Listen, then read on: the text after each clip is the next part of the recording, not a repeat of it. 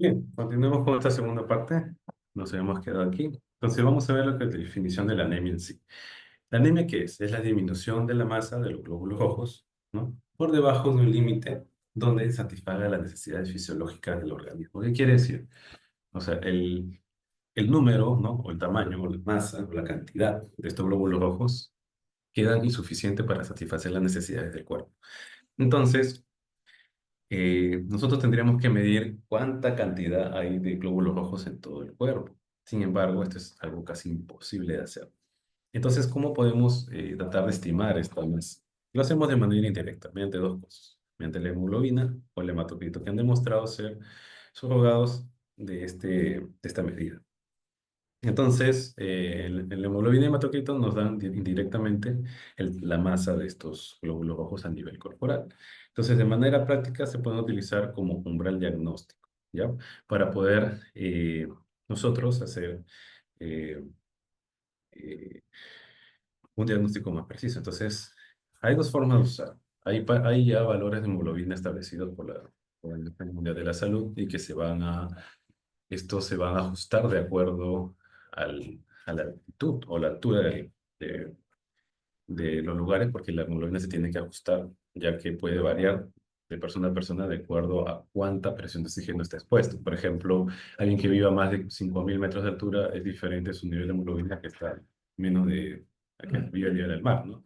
Ya que los que viven a nivel del mar tienen bastante presión de oxígeno, tienen una cantidad considerable, entonces no tienen que aumentar su cantidad o su masa eritrocitaria para poder compensar su necesidad. En cambio, los que viven más de 5.000 metros, presión de oxígeno es baja, entonces tienen que compensarlo de alguna manera. ¿Y cómo lo compensa? Aumentando la masa eritrocitaria para poder satisfacer sus necesidades de oxígeno, ya que los eritrocitos transportan el oxígeno, entonces es lo que necesitan. Entonces, ahora, de manera práctica se puede utilizar como umbral diagnóstico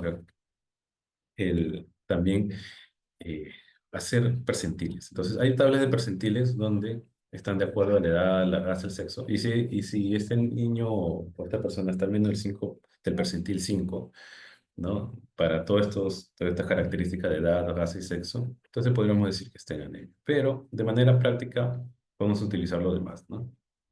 Hemoglobina y hematocrito. Por ejemplo, acá, ¿no? Por ejemplo, acá tenemos la tabla que nos da la Organización Mundial de Salud por básicamente casi todos los grupos etarios, desde niños, ¿no? Que nacen de 6 a 23 meses, las niñas que no están embarazadas, las adolescentes, niños adolescentes, adultos, jóvenes, mayores. Entonces vamos viendo. Ahora, acá tenemos algo que ver, miren, en la unidad de medida.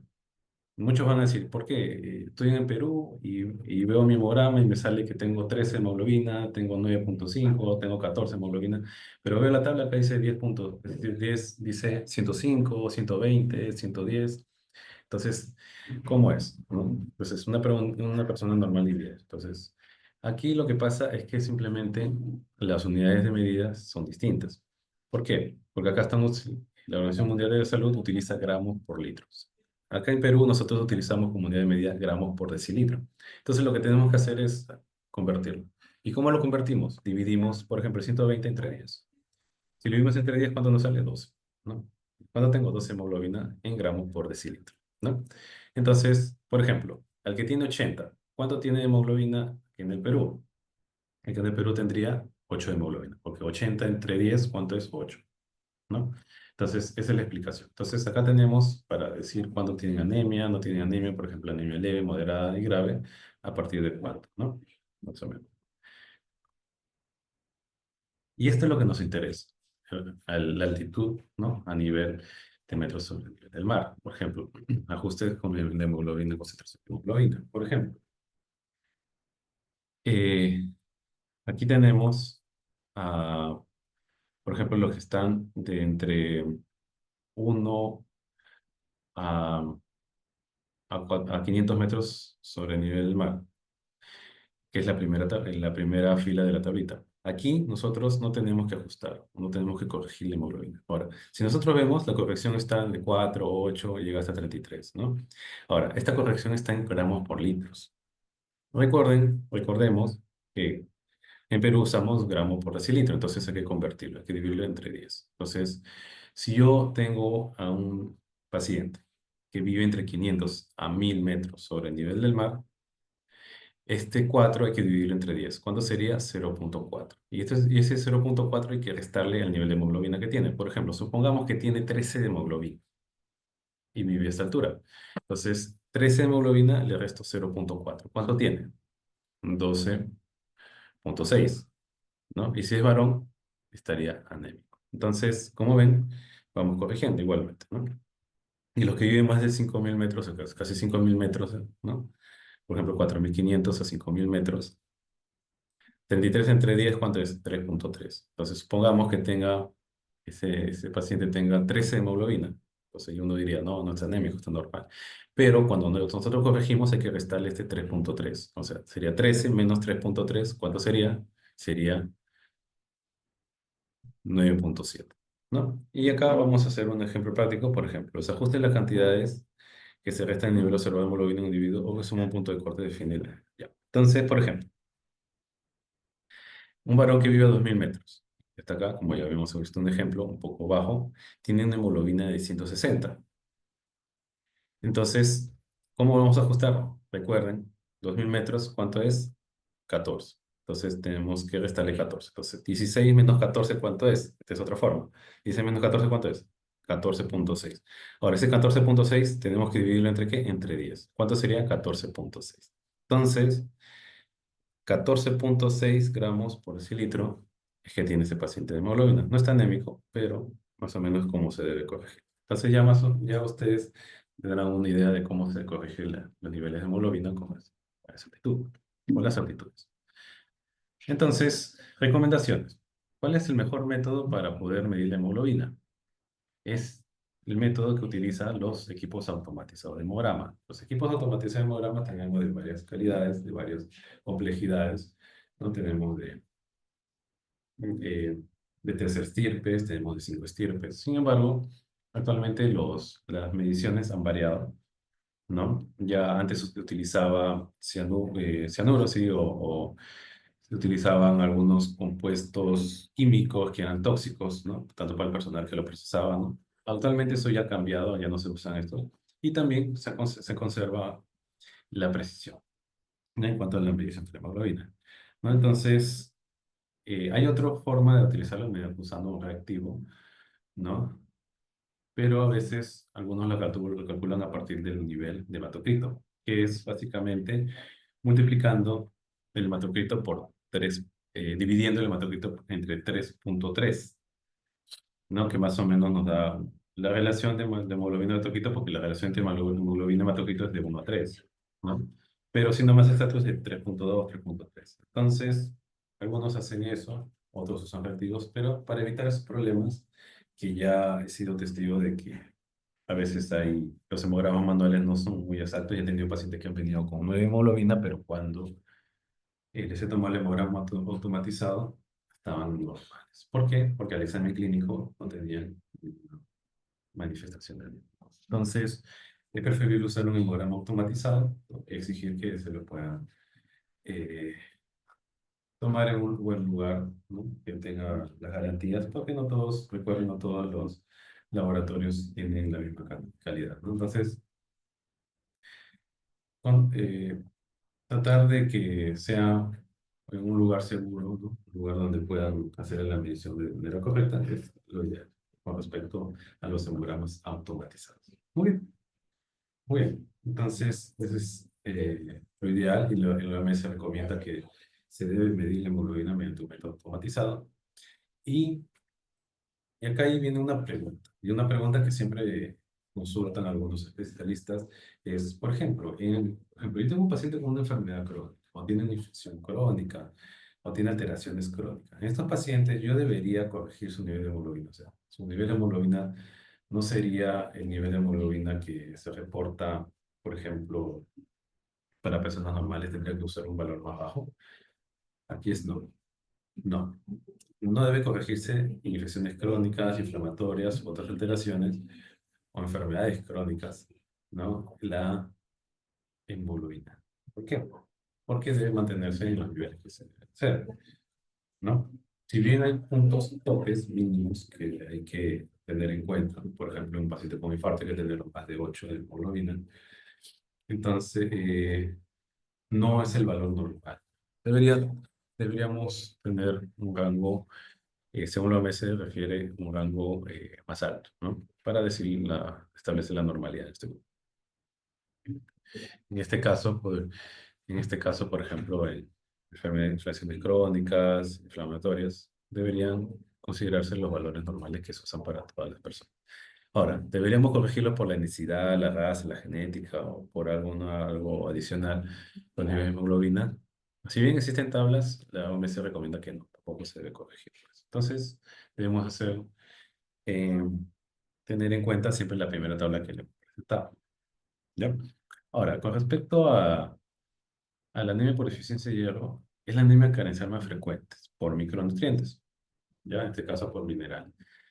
Eh, Algo importante es de que hay grupos de riesgo y principalmente tres grupos de riesgos: gestantes, niños y mujeres en edad fértil. ¿Por qué grupos de alto riesgo? Porque estos grupos de alto riesgo hay que mantener la ferritina en más de 30. ¿Por qué?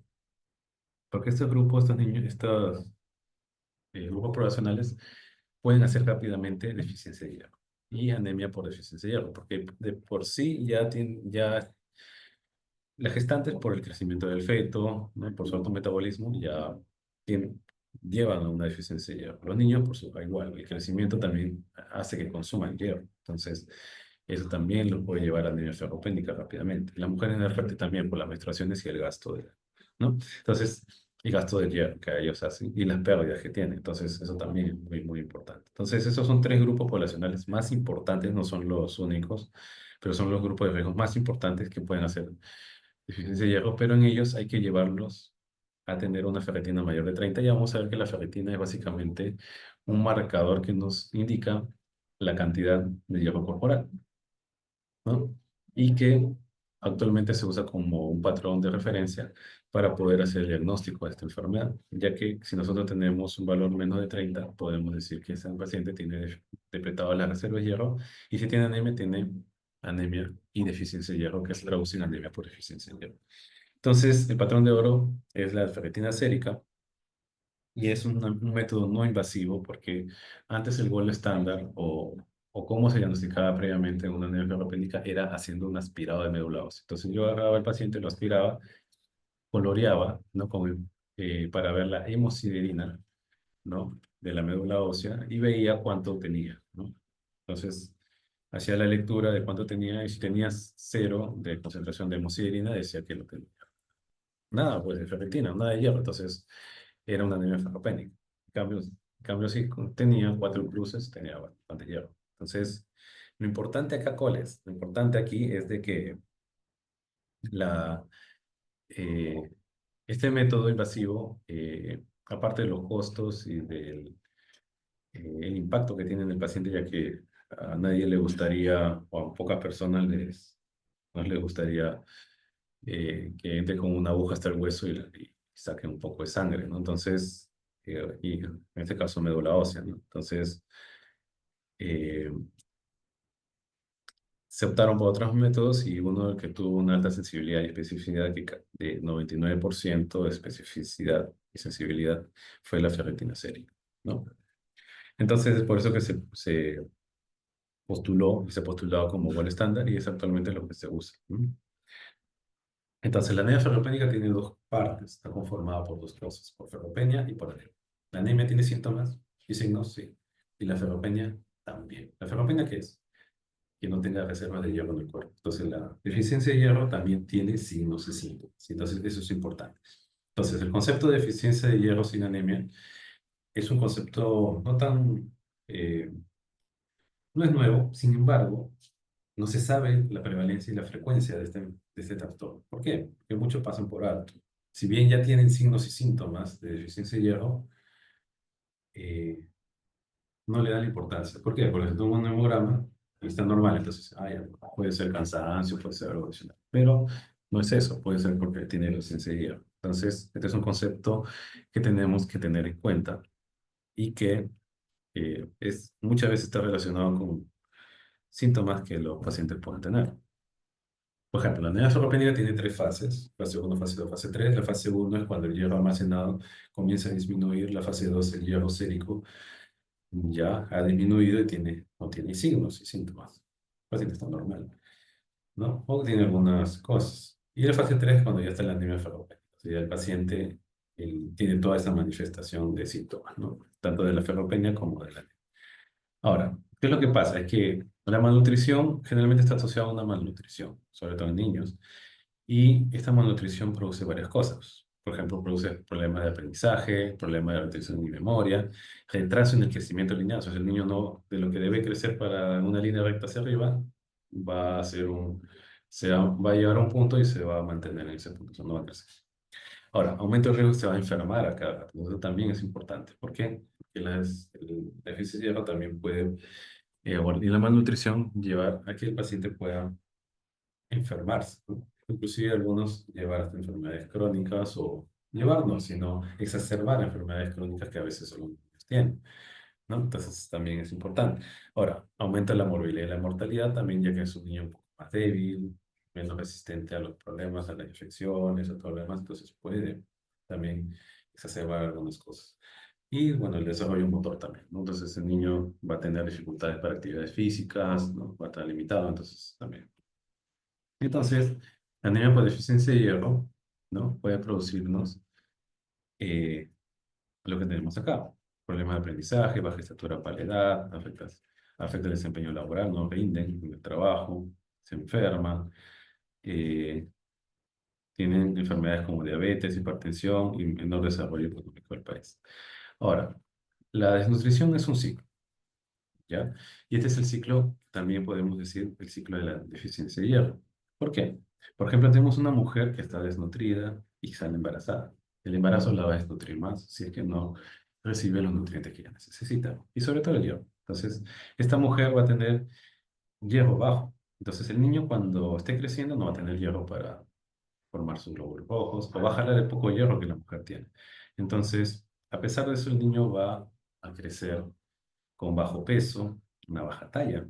Entonces, al final eso va a afectar también su desarrollo cognitivo, ¿no? Pronto, ¿qué va a pasar? Pronto ese niño va a nacer. Entonces, si ese niño nace, va a lactar de una gestante que no tiene hierro, porque la gestante, eh, si no ha tenido hierro durante el embarazo, menos va a ser después. Entonces, por eso que la suplementación de hierro en una gestante debe ser antes, durante y después del embarazo. Entonces, después del embarazo, la gestante tiene este problema, ¿no? Entonces, no tiene hierro. Entonces, le da de lactar y el niño no puede jalar hierro porque no tiene hierro en la leche. Entonces, el niño tiene un sistema, bueno, aparte de la nutrición que ya debe tener, y tiene un sistema inmunológico más afectado o eh, menos activo, ¿no? Para lo que necesita para su edad, eh, tiene deficiencia de hierro. Y el 35%, 45% de niños que nacen con esta depresión de las reservas de hierro de madres que no tienen hierro van a hacer anemia ferropénica a los 6 meses. Ahora, ese niño va a crecer y va a tener limitaciones en la dificultad del aprendizaje, abandona los estudios, y si no estudia, no tiene oportunidades, no se puede superar. Entonces, si no se supera, va a llegar a una edad fértil y esa niña o niño otra vez va a entrar de nuevo al ciclo. Entonces, este es el ciclo que hay que romper. Y aquí y básicamente es lo que está sucediendo y sucede en el Perú, porque nosotros tenemos algo muy prevalente que se llama deficiencia de hierro sin anemia, ¿no? Porque la mujer puede tener hemoglobina normal, pero el hierro está bajo o no tiene hierro. Y al final, ¿eso a qué lo lleva? Le lleva a todo este problema, ¿no? Entonces, la deficiencia de hierro por sí solo ya produce síntomas. Hay dos cosas que hablar por separado, deficiencia de hierro y anemia. La deficiencia de hierro que puede producir dolor de cabeza, puede producir piel pálida, mareos, ¿no? Palpitaciones. Y yo sé que si hay alguna mujer dentro del que están viendo el video, puede identificarse con por lo menos alguno de los síntomas. Por ejemplo, a veces he tenido pacientes que vienen y dicen, doctor, el corazón se me acelera de un momento a otro. Estoy sentadita y ¡bum! Siento que el corazón me palpita y después me pasa. Entonces, Me han hecho electrocardiograma, un ecocardiograma, todo, pero todo está normal. Entonces uno lo examina y encuentra signos de ferropenia. Uñas frágiles, el pelito que se le cae, ¿no? Porque las mujeres con anemia ferropénica lo más frecuente es que se le caiga el cabello. Entonces se le cae el cabello, a veces siente dolores musculares, también, ah, y palpitaciones también. Y algo que también se define es la fragilidad capilar o cutánea por deficiencia de hierro. ¿Qué quiere decir? El hierro también actúa en el nivel del colágeno. Entonces, si hay deficiencia de hierro, ese colágeno que está en la piel no va a tener la resistencia suficiente como para sostener a esa piel durante algún tracto o trayecto importante. Por ejemplo, muchos refieren, o a las mujeres que tienen deficiencia de hierro, mujeres, refieren que, por ejemplo, cuando le agarran fuerte el brazo, ¿no? Fácilmente se le forma lo que aquí decimos un moretón o un hematoma, ¿no? O se golpea despacito y le sale un hematoma. Entonces, cosa que no debería pasar. Pero eso es que, ¿por qué es? Es porque esa piel no tiene eh, la rigidez o la dureza para poder soportar ese trauma de manera adecuada. Entonces, y eso se da porque el hierro altera eh, la formación de esta matriz extracelular, ¿no? A nivel de colágeno. Entonces, por eso que se producen estos problemas. Entonces, pero eso mejora con la suplementación de hierro. Entonces, han hecho un estudio, ¿no? Por ejemplo, acá López García, ¿no? Hicieron muy bien, identificaron los signos y síntomas de anemia y también separaron los signos y síntomas de anemia ferropénica, ¿no? En el primer nivel de atención en México. Recuerden que México tiene un gran parecido genético con nosotros en el Perú. Entonces, podemos extrapolar algunas cosas. Por ejemplo, con respecto a lo que nos interesa, los síntomas de deficiencia de hierro. ¿Cuáles fueron los síntomas o signos de deficiencia de hierro más frecuentes? Pues la pica. Lo primero fue la pica. Por ejemplo, algunos tienen deseo, por ejemplo, de tomar más, comer hielo, ¿no? Comen hielo, bastante hielo, entonces es la pica. O pueden optar por comerse los cabellos, pueden optar por comer tiza, comer tierra, comer cemento. Entonces, la pica es esa alteración de comer cosas que comúnmente no comemos y que posiblemente tengan algo de hierro. Entonces, eso es lo más frecuente. Segundo viene la alopecia. Y la alopecia es la pérdida de cabello, ¿no? Por ejemplo, cuando uno le pregunta a una mujer, ¿se te cae el cabello cuando te bañas? Cuando te levantas hay cabello en tu almohada, ¿no? Entonces, te dice, sí, se me cae bastante el cabello, no estoy preocupada, voy a un tratamiento de trasplante capilar, ¿no? Entonces dicen, pero no es porque sea una pérdida de cabello debida a, a un problema netamente del cabello, sino es por deficiencia de hierro. Algunos pueden tener parestesia, ¿no? Pueden tener el problema de otra disfunción cognitiva, pero la parestesia más que todo están relacionadas a otro tipo de anemia, ¿ya?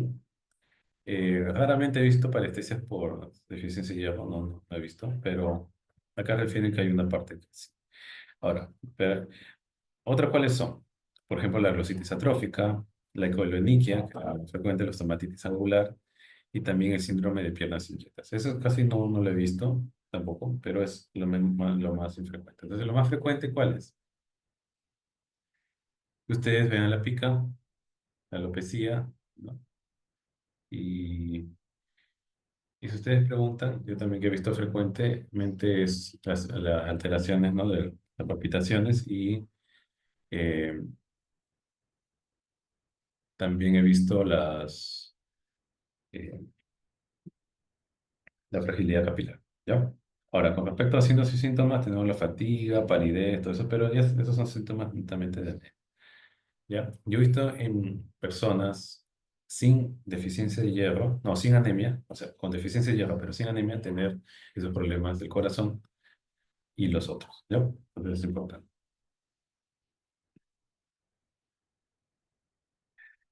Ahora, con respecto al diagnóstico, acá tenemos los estadios. El estadio primero es la depresión de hierro a nivel medular, de ahí sigue la deficiencia de hierro, cómo afecta a la eritropoiesis, y después la anemia por deficiencia de hierro, ¿ya?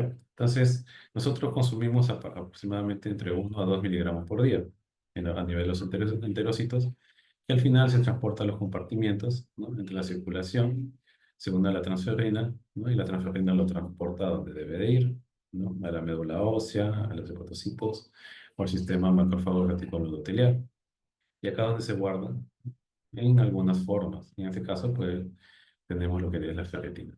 Después de esto, ya este hierro sale de la médula ósea a través de los eritrocitos, ¿no? Los reticulocitos, que es una etapa previa a los eritrocitos, y se forma esto. Entonces, cuando hay deficiencia de hierro, ¿no? ¿Qué es lo que pasa? Al final, vemos, primero producen esta alteración en los tejidos, ¿no? El transporte de compartimiento se ve alterado y como última parte se ven las alteraciones en los eritrocitos por se. En este caso en la hemoglobina y en los demás valores, que son los volúmenes corpusculares. Como conocemos, esta anemia la conocemos como una anemia microcítica hipocrómica por los valores que van a tener a nivel, ¿no? De este punto, del BCM. ¿Por qué decimos microcítica? Porque el volumen corpuscular medio es menor de 70 femtolitros. Entonces, el primer enfoque para este tipo de anemia es clasificarlo como una anemia microcítica. Entonces, al clasificarlo nosotros como una anemia microcítica, lo clasificamos en 3 puntos, según la ferritina, ¿no? Ferritina baja, ¿no? Ferritina entre 45 y 100, hay más de 100. En este caso vamos a tomar 30, no 45. Si nosotros tenemos estos puntos de corte, por ejemplo, si nosotros tenemos una anemia microcítica, ¿no? Y tenemos una ferritina menor de 45, ¿qué podemos decir? Generalmente es una deficiencia de hierro, y que tenemos que darle tratamiento. Entonces, correlacionamos nuestra clínica con nuestra resultados que tenemos. Entonces, hay otro índice que algunos dicen para diferenciar de otro tipo de anemia, como es el índice de Metzer, ¿no? Que divide el volumen corpuscular medio, o el BCM, que hemos visto, que es el que está en femtolitros, entre el conteo de eritrocitos, ¿no? En millones por microlitros. Sin embargo, para ejercicio de hierro no tiene buen rendimiento, ¿ya? Más bien un valor predictivo positivo de casi 80, sí, pero sin embargo no nos ayuda mucho, ¿ya? A diferencia para beta-talasemia, que ahí sí nos ayuda, ¿no? Inclusive para las alfa-talasemias, no. Para beta-talasemia sí ayuda, tiene mayor rendimiento. Sin embargo, para la anemia ferropénica no tiene. Quería traerles esto para que ustedes vean más o menos cómo les puede ayudar, ¿no? Hasta qué punto. Ahora, ¿cómo manejamos la anemia ferropénica? Tenemos dos formas, de manera oral o de manera endovenosa. De manera oral, ¿cómo lo hacemos? Tenemos varias presentaciones. Uno es sulfato ferroso y otro es hierro polimaltosado, que es lo que más se utiliza. Tenemos acá, por ejemplo, el sulfato ferroso en 300 miligramos, que es una de las presentaciones de la que viene, y el hierro polimaltosado de 50 miligramos. Y aquí viene algo, una controversia. O sea, ¿cuál de los dos sube más rápido? Según revisiones sistemáticas, el que sube más rápido es el sulfato ferroso. Sin embargo, acá viene un problema. El problema viene cómo lo damos. ¿Por qué? Porque el hierro tiene muchas reacciones adversas. Sabor metálico, lo más frecuente que son las eh, estreñimiento, ¿no? Eh, náuseas, otros vómitos, ¿no? Entonces, eso afecta lo que nosotros llamamos la adherencia, y la adherencia es muy baja muchas veces para el tratamiento, tanto en niños como en adultos. Entonces, ¿qué hacemos? Tenemos que evaluar a ver si las intervenciones pueden modificarse.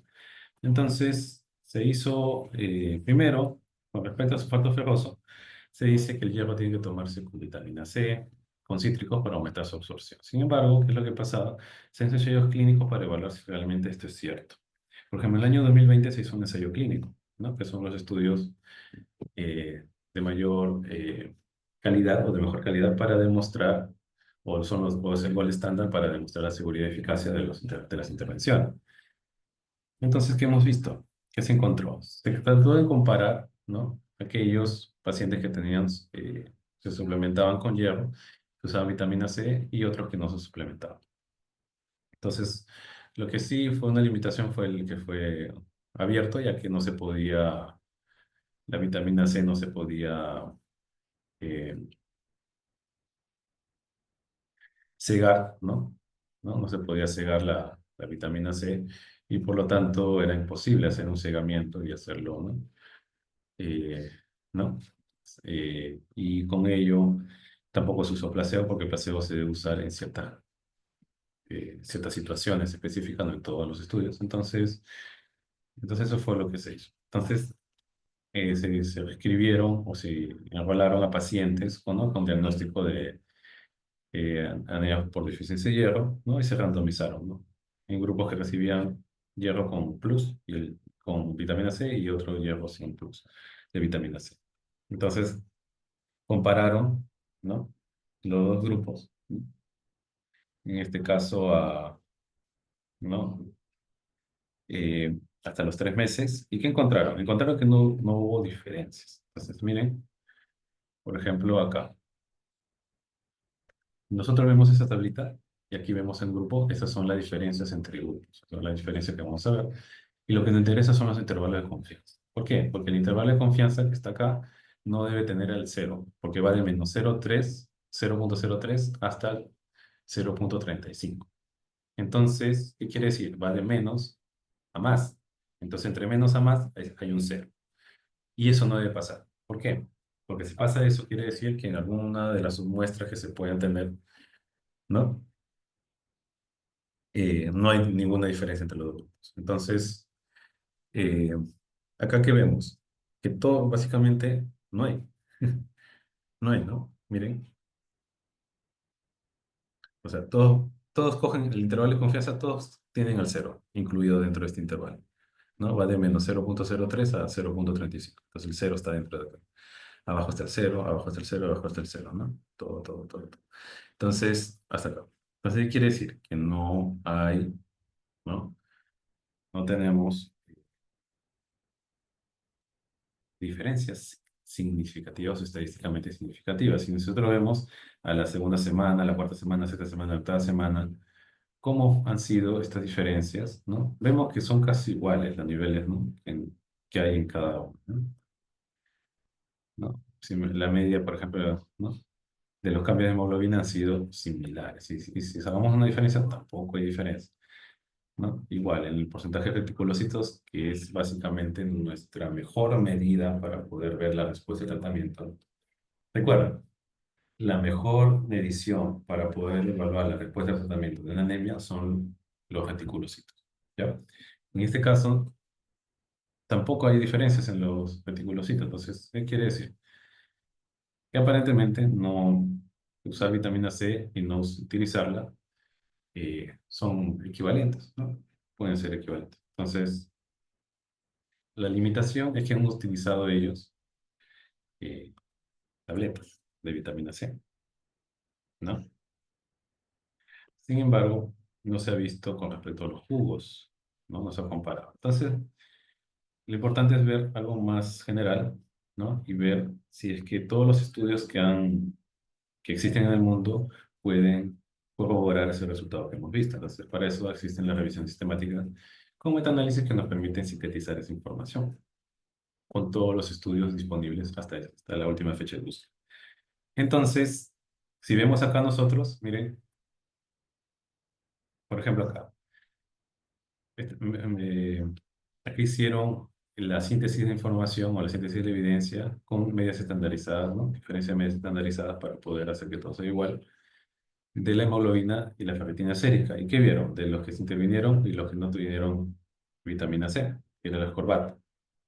Miren, intervalo de confianza. No incluye al cero, entonces no es estadísticamente significativo. El otro tampoco es estadísticamente significativo. Igualmente, para la hemoglobina y ferritina sérica tampoco hay, ¿no? Entonces, como vemos, darle o no vitamina C, ¿no? Puede resultar en resultados similares, ¿no? En, eh, resultados clínicos similares. Entonces, esa es la importancia de estos trabajos. Entonces, podemos optar o decir que tal vez podamos tener alguna cautela con respecto a estas suplementaciones. Y aquí viene lo importante. Entonces, ¿debemos dar diariamente o no diariamente el hierro? Y aquí este es un tema importante, ¿por qué? Porque cuando ustedes se van a dar cuenta que le den diariamente el hierro a un paciente, se va a estreñir. Pero ¿cuál es lo importante? Lo importante no es tanto que se estreña o que parezca los adversos. Entonces, lo importante es cuánto hierro va a absorber. Y nosotros, y se ha evaluado, ¿no? Según un estudio de Moretti, se ha evaluado cómo los suplementos de hierro afectan su absorción por sí solos, ya que hay una molécula que se llama hepcidina que se produce en el hígado, pero esta molécula regula la absorción de hierro. Y se ha visto que, por ejemplo, aquellos que utilizan dosis diarias o 2 veces al día, ¿no? Se ha visto que el hierro en esos pacientes va a reducir su absorción porque van a estimular la hepcidina. Entonces, lo que se ha visto es de que si uno va a alternar los, recibir el hierro, por ejemplo, dejando un día, darle dejando 2 días, se ha visto que la hepcidina no va a afectar tanto su absorción, porque si yo le doy todos los días o 2 veces al día, por ejemplo, de mañana y noche el hierro, lo que va a pasar es que la hepsidina va a subir y se va a mantener por lo menos 24 o hasta 48 horas. Entonces, ese hierro que ya tomó en la tarde no se va a absorber del todo, porque la hepsidina ya lo bloqueó. Entonces, dejando 1 o 2 días, puedo optimizar esa absorción de hierro, ¿no? Y es lo que hemos encontrado acá, y se encontraba en este estudio, ¿no? Porque ellos reclutaron a 54 mujeres jóvenes, ¿no? No anémicas, pero que tenían deficiencia de hierro, o sea, eran deficiencia de hierro sin anemia, y vieron cómo básicamente eh, la hepsidina, ¿no? Se incrementaba y reducía la absorción de hierro, ¿no? Y más o menos la absorción de hierro se reducía en 35-45%, ¿no? Entonces, si nosotros damos dosis de 60 miligramos de hierro, ¿no? O más, eso hace que la hepsidina ah, se incremente 24 horas, ¿no? Por 24 horas. Y eso se asocia con una menor absorción en 35 a 45%, ¿no? Y eso es importante. Entonces, hay dos cosas, dos alternativas. O le doy dosis bajas o puedo alternar los días. Entonces, por eso se hicieron ensayos clínicos, para ver si es que el día alternado, en comparación a la vía oral, a la suplementación diaria, era similar. Entonces, ¿qué se encontró? Se encontró que darle de manera alternada, dejando un día, dejando 2 días, era igual que darle todos los días, ¿no? Y que básicamente eh, los niveles de hemoglobinas no variaban mucho en relación a esta dosis de intervención, ¿no? Y viviendo el mes, a las 2 semanas, al mes, o a los 2 meses, ¿no? Entonces, eso es importante. Entonces, también se hizo una síntesis de evidencia, ya que se contaba con un pool importante de artículos, para poder ver de manera más precisa estas intervenciones, ya que la mayoría de estudios apuntaban al mismo resultado, que era igual darle de manera alternada que darle diario. Entonces, ¿qué se encontró? Se encontró igual, ¿no? Que darle diario o alternado no tenía diferencia significativa, ¿no? Al sintetizar la evidencia. Si bien no se hizo un metaanálisis porque no se contaba con medidas de efecto necesarias para poder hacerlo, eh, aquí vemos que igual, ¿no? Hacer la síntesis cualitativa no se encuentra una diferencia entre las dos intervenciones. Entonces, ese es en relación a la vía oral. Entonces, la vía oral podemos darle de manera alternada o darle dosis bajas, ¿no? Para poder alcanzar el punto ideal de hemoglobina que necesitamos. O sea, ¿cuál es nuestro objetivo para indicar que el paciente está respondiendo al tratamiento? Que yo al mes logre un aumento de 1 gramo de hemoglobina, por lo menos 1 gramo al mes, ¿ya? O que haya un incremento del porcentaje de reticulocito. Ahora, con respecto al hierro, tendremos el tratamiento de hierro parenteral. Con respecto al tratamiento de hierro parenteral, ¿cuándo debemos dar?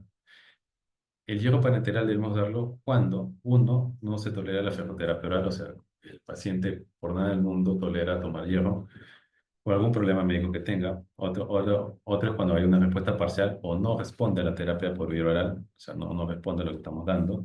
Hay mala absorción intestinal, por ejemplo, hay enfermedad de intestino corto, insuficiencia intestinal, hay una úlcera péptica, hay hemorragia activa, hay anemia piroperatoria, ¿no? El paciente es nefrológico, o sea, va a entrar a la diálisis, los pacientes son ferropénicos generalmente, porque la anemia ferropénica es una de las anemias más frecuentes en este grupo de población.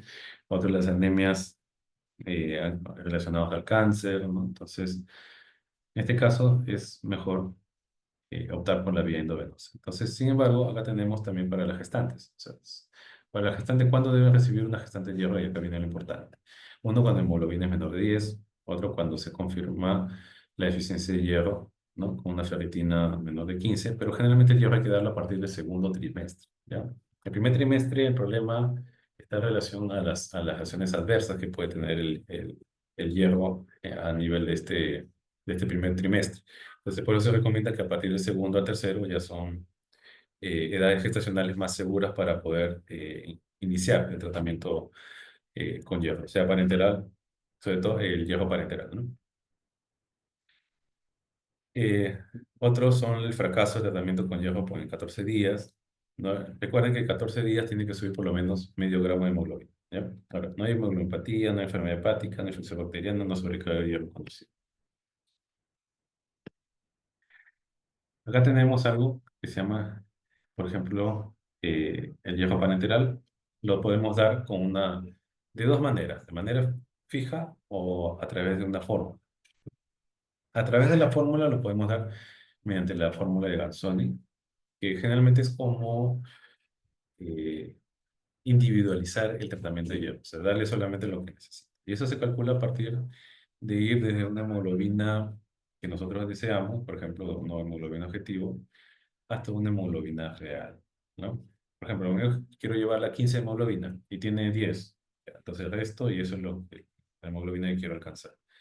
Y eso se multiplica por el peso corporal y por un factor que es 2,4 más los depósitos de hierro. Estos depósitos de hierro, ¿en qué debe ser? Por ejemplo, para adultos debe ser de 500 y para niños debe ser más de 35 kilos, debe ser de 500, pero si es menos de 35 kilos, debe ser 15 miligramos por kilo corporal.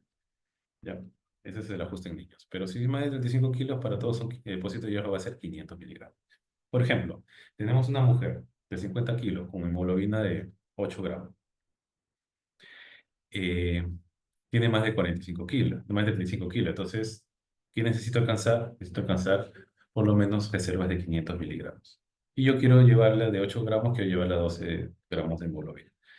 Entonces, hacemos nuestra fórmula, sería 50, que es lo primero, eso lo multiplicamos por 12, que es la hemoglobina donde debemos llevar, o queremos llegar, a nuestro hemoglobina objetivo.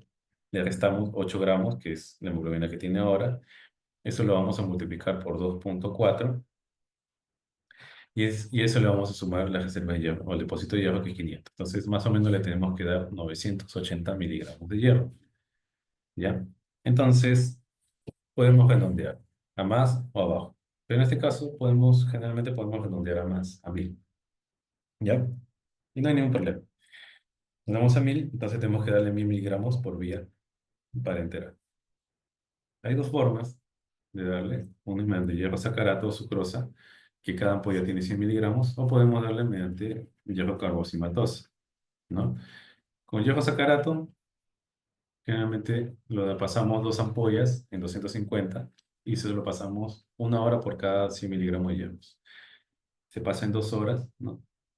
Acá como dice, y cada 2 a 3 días. ¿Para qué? Porque hemos visto en los estudios anteriores que la epsidina se puede elevar con la aplicación del hierro. Pero si le damos todos los días, podemos tratar, tal vez no optimizar todo lo que se pueda absorber. En cambio, con la carboximaltosa, ¿no? Se absorbe de una mejor manera, más rápido. A veces solo necesito una o dos dosis para poder hacerlo. Entonces, también con 250, ¿no? De, de hierro, pero se lo paso más rápido, 15 a 30 minutos. Pero acá viene una pregunta, porque cuando yo hacía mi especialidad, a todo le dábamos 1000, independientemente de la fórmula de Gansón. Pero no había una evidencia clara en relación a este punto. Entonces era algo que quería tratar de investigar. Sin embargo, ya hay antecedentes previos que nos permiten evaluar esto. Por ejemplo, hay este estudio, ¿no? De un estudio retrospectivo que se hizo, ¿no? Eh, Hicieron farmacéuticos y más o menos vieron el impacto de la dosis fija versus la fórmula de Gansol.